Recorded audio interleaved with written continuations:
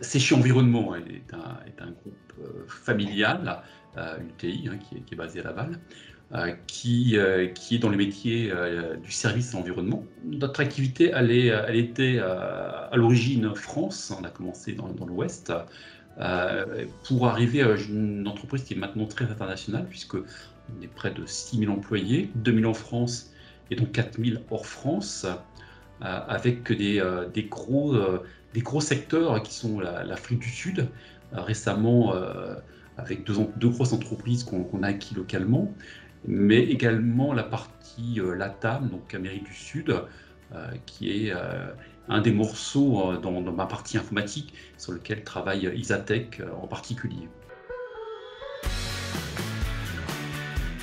Alors, on a découvert Isatech un peu dans le cadre d'une problématique que nous avions en Amérique du Sud. On venait de faire l'acquisition d'une entreprise qui était sur du SAP. Ma stratégie était de déployer la partie, les produits Microsoft Navision à l'époque, ça s'appelait encore comme ça, Dynamics Navision.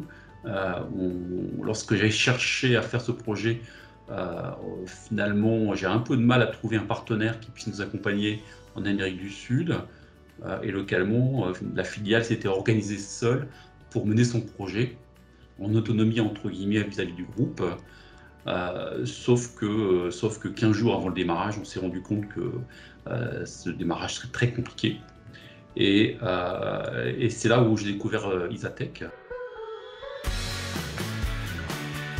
La première étape, c'était mettre son coup de poing pour comprendre, et finalement Isatech s'est implanté durablement, et on a dépassé le cadre initial du démarrage, et on a décidé de reprendre la main complètement sur le système pour le maîtriser via Isatech.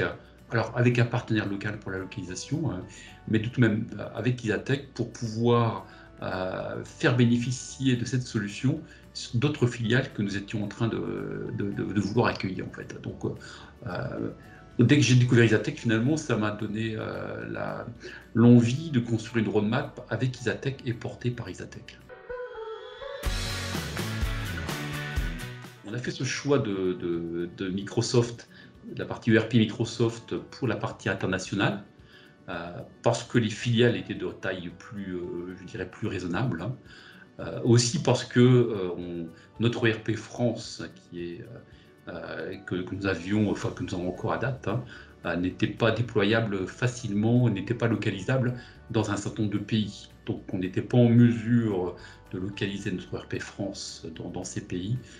Donc la question s'est posée de trouver quelque chose qui était une solution de taille raisonnable, avec une implémentation qui soit la plus facile possible, la plus dynamique. On peut avoir des activités également qui sont un peu différenciées pays par pays. On n'a pas forcément les mêmes services à l'environnement, tous les services à l'environnement dans chacun des pays, mais on apporte un noyau donc qui nous permet d'être un accélérateur pour nos projets. Ça nous permet également, du point de vue France, l'intérêt du groupe, c'est qu'on a développé des fonctionnalités d'ordre technico-réglementaire qui correspondent aux meilleurs standards européens, enfin français et européens. Donc ça nous permet d'importer finalement dans ces filiales une traçabilité sur la partie environnementale qui n'est pas encore la norme.